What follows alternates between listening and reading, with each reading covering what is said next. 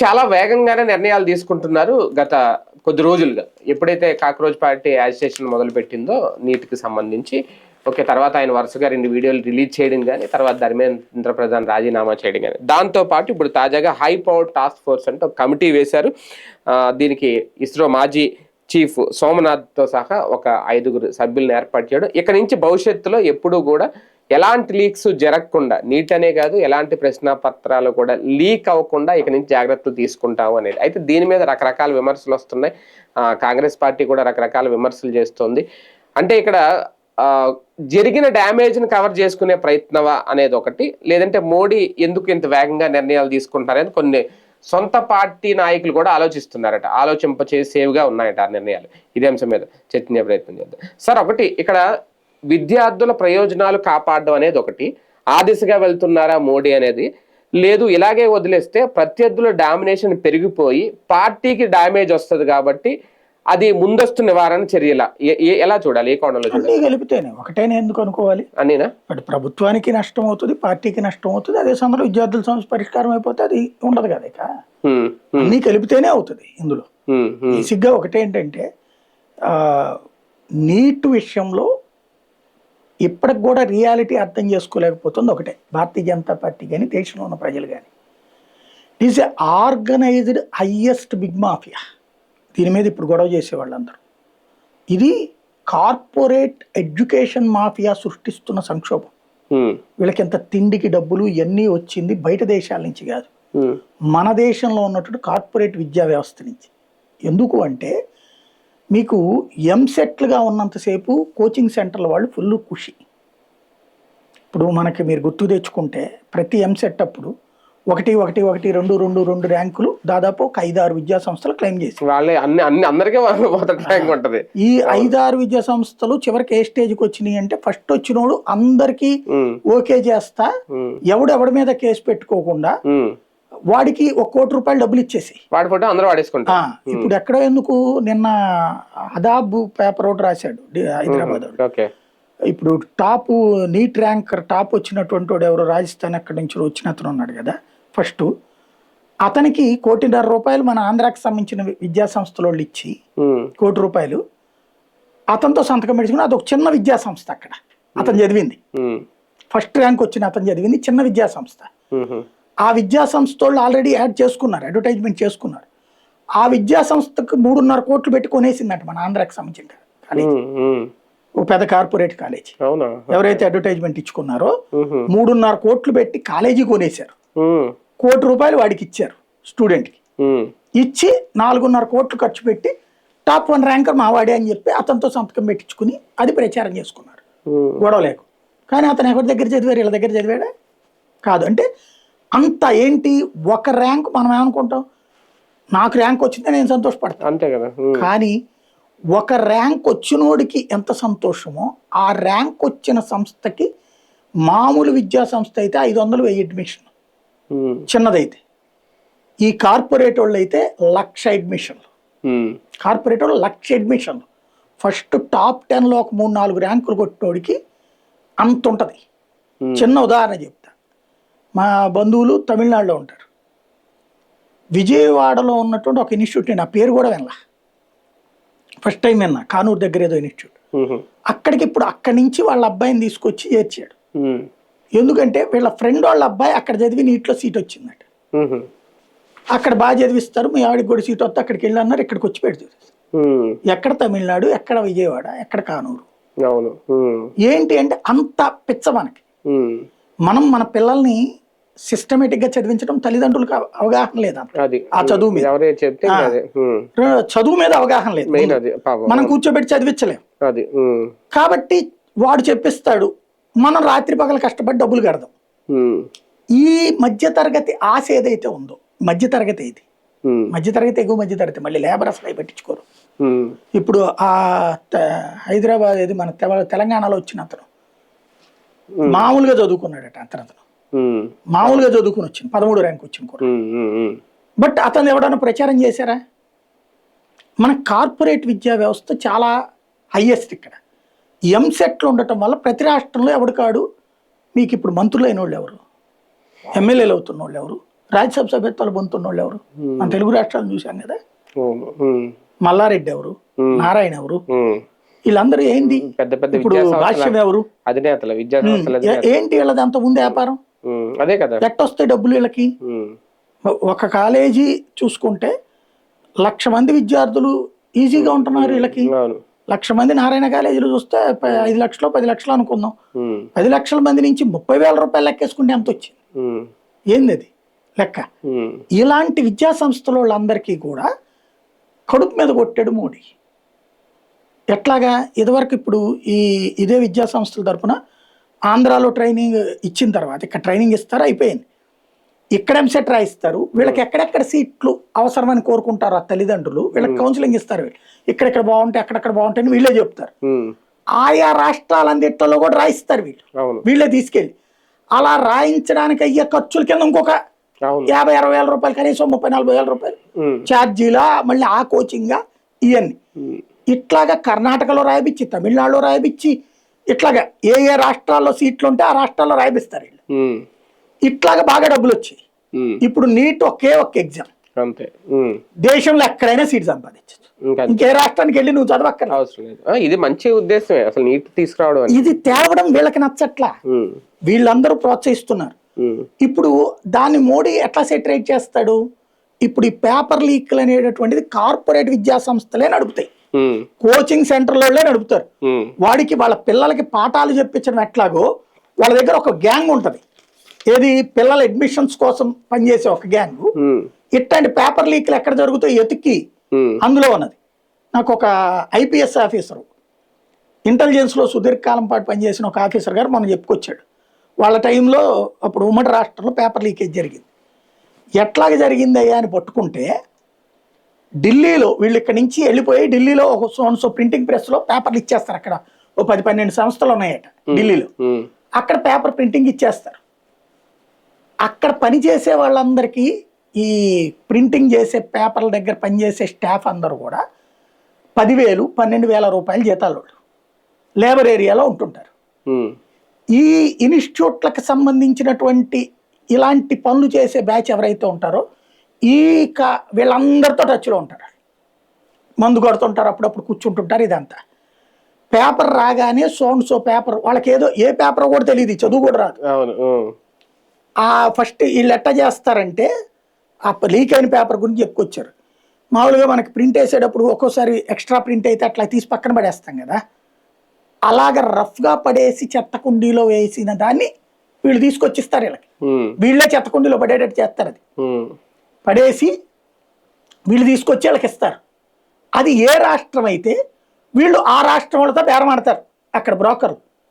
ఇది ఎవడో పక్కాగా ఆర్గనైజ్ చేసేది కాదు, ఇట్లాగ ఒక క్యాజువల్గా జరిగేది. ఇప్పుడు నేను అర్థమైనట్టుగా జరిగేది. ఆ ఒక స్టూడెంట్ తండ్రి తన బిడ్డ ఆర్డినరీ పాస్ తప్పించి లేడు, అతని పాస్ చేయించడం కోసం వేసిన స్కెచ్లో భాగం ఈ పేపర్ తయారు చేసే వాళ్ళతో పరిచయం ఉండి సంపాదించాడు. అతని నుంచి ఇన్స్టిట్యూట్కి వెళ్ళింది. ఏది? మా అబ్బాయికి అర్జెంటుగా ఈ క్వశ్చన్ల గురించి నేర్పండి అన్నాడు. ఆ నేర్పిన మాస్టరు ఇంకో 10 మంది దగ్గరికి పోయాడు. ఇంకోటి, ఈ పేపర్ సెట్ చేసేవాడు ఎవడైతే ఉన్నాడో వాడు 50 ఇన్స్టిట్యూట్లో చెప్తున్నాడు. వాళ్ళందరూ ఎందుకు ఇస్తున్నారు వీడికి జీతం? వారానికి నెలకు ఒక క్లాసే, కానీ వాడికి ఎందుకు ఇస్తున్నారంటే ఇందుకోసమే. అక్కడ నిషేధం లేదు మనకి. పేపర్ సెట్ చేసేవాడు ఎవడు కూడా వేరే ప్రైవేట్ ఇన్స్టిట్యూట్, అంటే గవర్నమెంట్ జాబ్లో పనిచేస్తున్నాడు, ప్రైవేట్ సంస్థలో చెప్పకూడదనే రూల్ పెట్టాల మనం. పెడితే దానికి వ్యతిరేకంగా మళ్ళీ సుప్రీంకోర్టు దాకా వెళ్ళిపోతారు. సుప్రీంకోర్టు కూడా అనుకూలంగా తీర్పిచ్చారు. ఇక్కడ ఇలా జరిగేటటువంటి తంతుని ఇప్పుడు మోడీ ఏం సెటరేట్ చేయాలనుకుంటున్నాడు? దీనికి లీకేజీలు అరికట్టాలంటే ఏం చేయాలి?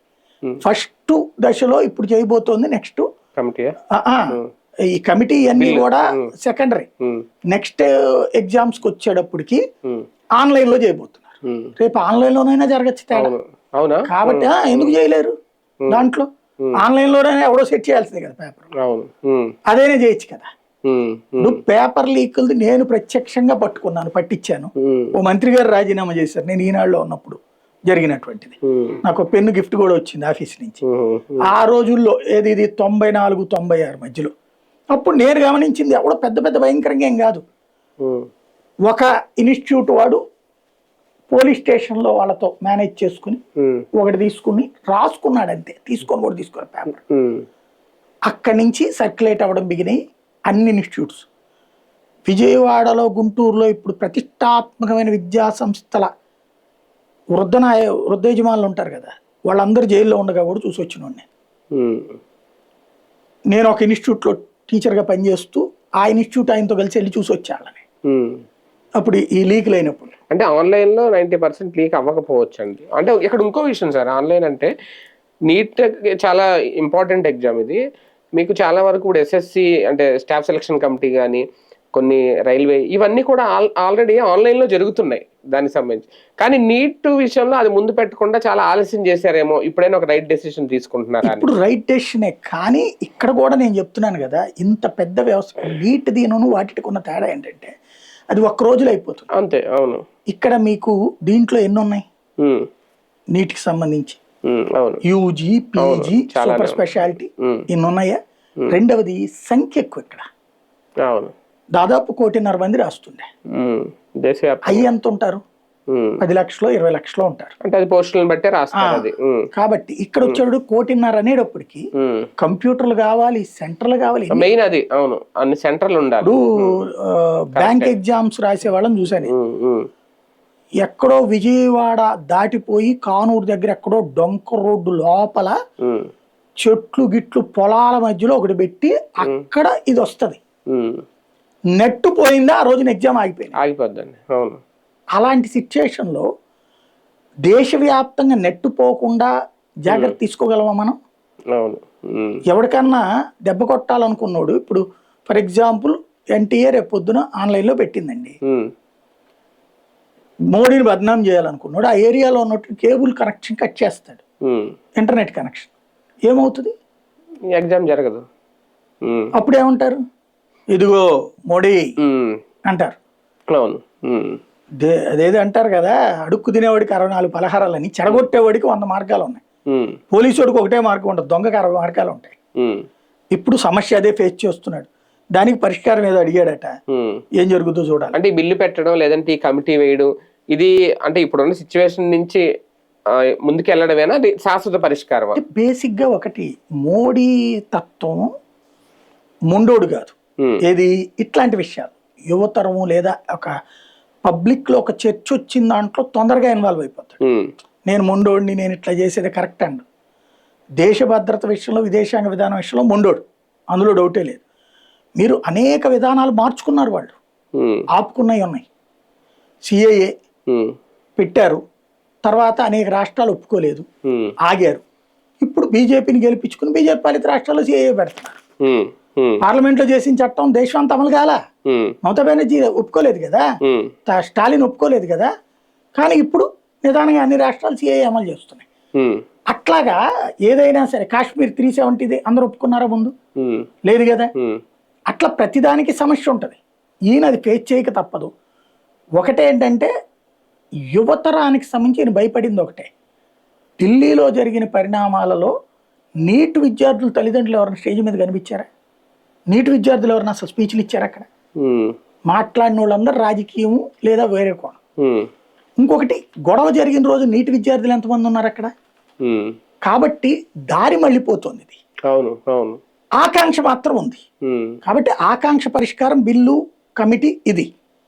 రెండో పక్కన నీట్ అనే దాన్ని టోటల్ గా సంస్కరించడం అవసరం, వీళ్ళ యాజిటేటర్ల యొక్క కోరిక తీర్చడం ధర్మేంద్ర ప్రధాన్ రాజీనామా ఏకకాలంలో చేయాల్సి వచ్చింది. కానీ ఒక ఉద్యమం ఒక అతిపెద్ద సమస్యకి ఒక పరిష్కార మార్గం ఆలోచించేలా చేసిందా?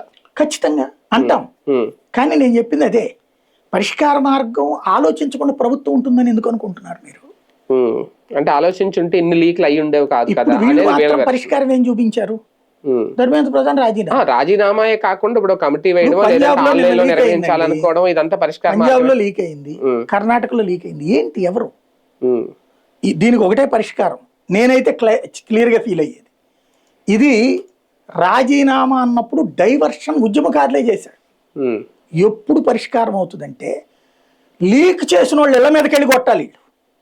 ఈ కాక్రోచ్ జనతా పార్టీ వాళ్ళ యువతరమా లీక్ చేసి దొరికారు చూడండి, వాళ్ళ ఇళ్ల మీదకి వెళ్ళి కొట్టాలి.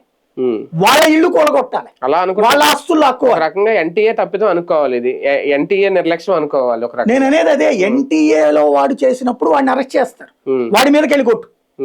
ఎన్టీఏ కమిటీ చేయలా, అందులో 3-4 దొంగలు చేసి వాళ్ళ ఇల్లు పగల కొట్టు అంటా నేను. ఒక 40 మంది వాళ్ళని తగలబెట్టు, వాళ్ళని కొట్టు, సిగ్గు వస్తుంది, భయపడతారు రెండోసారి తప్పు చేయడానికి. ఇప్పుడు ఏమవుతున్నది, వీళ్ళందరూ సేఫ్. అవును, మంత్రి పోయాడు, దొంగ సేఫ్ అయ్యాడు, మనం పోలీసుని తీసుకెళ్ళాం. వీళ్ళని కూడా సస్పెండ్ చేసినట్టుండగా 42 మందిని ఎంత చేస్తారు. అది ఏముంది ఉపయోగం దాంతో? నేను అనేది ఏంటంటే ఈ సమస్య, ఎందుకంటే దొంగతనం జరిగింది కాబట్టి ముఖ్యమంత్రి రాజీనామా చేయాలి, లేకపోతే వ్యభిచారం జరిగింది కాబట్టి ప్రధానమంత్రి రాజీనామా చేయాలంటే ప్రతిదీ వ్యభిచారం చేసేదల్లా ప్రధానమంత్రిని తీసుకెళ్ళి నన్ను ఎందుకు అంటది, దొంగతనం చేసిన వాడు నన్ను ఎందుకు అంటావు, ప్రధానమంత్రి అడుగు అంటాడు. ఇది కాదు కదా సమస్యకి పరిష్కారం. భయం పడాల, భయం లేదు వ్యవస్థలంటే, అరెస్ట్ చేస్తారు, రేపు పొద్దున బెయిల్ మీద. ఇందులో ఒక డౌట్, మామూలుగా ఇప్పుడు ఎన్టీఏ నేషనల్ టెస్టింగ్ ఏజెన్సీ పారదర్శకత లోపం ఇక్కడ కనిపిస్తుంది, దాని మీద ఓకే సస్పెండ్ చేశారు కానీ ఒక సివియర్ యాక్షన్ తీసుకోలేదా ప్రభుత్వం, కేంద్ర ప్రభుత్వం? ఇక్కడ నేను అనేది దాంట్లో పారదర్శకత లోపించడానికి సంస్థ నుంచి రాలేదు, అది సంస్థ లీక్ చేయలే, సంస్థ సిస్టమేటిక్ గానే ఉంది. అందులో ఈ పేపర్లు ఇచ్చినోడు ఎవడైతే ఉన్నాడో, సెట్ చేసిన వాళ్ళు ఓ లేడీ గాని కొంతమంది వాళ్ళు వేరే ఇన్స్టిట్యూట్లలో కూడా టీచింగ్ చేస్తూ ఇక్కడ 2.5 లక్షలు 1.5 జీతం తీసుకున్నారు. తీసుకుని వేరే ఇన్స్టిట్యూట్ లో చెప్తూ ఇంపార్టెంట్ క్వశ్చన్స్ పేరుతో ఇవే చెప్పారు. వాళ్ళందరికీ తెలుసు వీళ్ళు అదేని సెట్ చేసేవాళ్ళు. వీళ్ళు సెట్ చేసిన పేపర్ అక్కడ చెప్పారు. అంటే వాళ్ళు అక్కడ జీతాల కోసం కక్కుర్తిపడ్డారు, వాళ్ళని అరెస్ట్ చేశారు. ఇప్పుడు నేను అనేది అదే, ఈ 2.5 లక్షల జీతం తీసుకున్నాడు ఇంకెక్కడ ఇన్స్టిట్యూట్ లో పని చేయకూడదు, చేయాలి, తేవాలి. ఇది రేపు పొద్దున సవరణలో తెస్తారేమో. కాక్రోచ్ కూడా ఒక పార్టీగా కాదు, ఇలాంటి ఉద్యమాలకే పరిమితం అవుతాం, ఒక రకంగా ఇది ఒక సక్సెస్ గా ఫీల్ అవుతున్నారు. ఇక నుంచి వాళ్ళ ప్రాధాన్యత పెరగబోతోంది దేశ రాజకీయాల్లో. అది మంచిది అట్లా చేస్తే గనక. లోక్సత్తా లేకపోతే జేడి లక్ష్మీనారాయణ వీళ్ళు విశ్లేషకులుగా ఉన్నప్పుడు పబ్లిక్ నుంచి రెస్పెక్ట్ వచ్చింది, రాజకీయ పార్టీగా మారిపోయాక వాళ్ళ రెస్పెక్ట్ పోయింది. వీళ్ళు మారవని చెప్పారు, మారవని వీళ్ళు కూడా అప్పుడు చెప్పారు, తర్వాత మారారు. కాబట్టి వీళ్ళకి ఆ దురద లేకపోతే మంచిదే, దేశంలో ఒక మంచి మాట. అంటే ఇలాగ ప్రశ్నించే వాళ్ళు, ఇలాంటి యాజిటేషన్స్ చేసే వాళ్ళు కూడా అవసరం కదా ఇలాంటివి జరిగినప్పుడు. అసలు ఆ ప్రెషరే లేకపోతే సమాజం పాడైపోతుంది, ఉండాలి. కానీ దాంట్లోకి అసాంఘిక శక్తులు రానియకుండా చూసుకోవాలి. ఇప్పుడు నువ్వు కాక్రోచ్ జనతా పార్టీ అనేటటువంటి ప్రశ్నిస్తే బాగుంటది, కానీ మొదటే దారి తప్పింది ఏంటంటే వ్యవస్థని మార్చడం కాదు, మంత్రిని మార్చేయమని మాత్రమే కూర్చున్నారు. దాంట్లో ఆర్టికల్ 370లు లేకపోతే రామాయణాలు మహాభారతాలు ఉమర్ ఖలీదులు మాట్లాడుకొచ్చారు. అయ్యి అట్లాంటి వచ్చినప్పుడు డైవర్ట్ అవుతుంది, ఉద్యమం బలహీన పడిపోతుంది, దారి తప్పుద్ది కూడా. రైట్, చూద్దాం. మొత్తానికి ఒక హై పవర్డ్ కమిటీతో ఒక మంచి నిర్ణయమే తీసుకున్నారు నరేంద్ర మోడీ. భవిష్యత్తులో ఇటువంటి లీక్స్ అవ్వకుండా అలాగే విద్యార్థుల ప్రయోజనాలను కాపాడేలా చర్యలు ఉండబోతాయి అనేది బిల్లు కూడా ప్రవేశపెడుతున్నారు. అయితే కాంగ్రెస్ వ్యతిరేకించే ప్రయత్నం అయితే చేస్తుంది. ఏం జరగబోద్ది భవిష్యత్తులో చూద్దాం.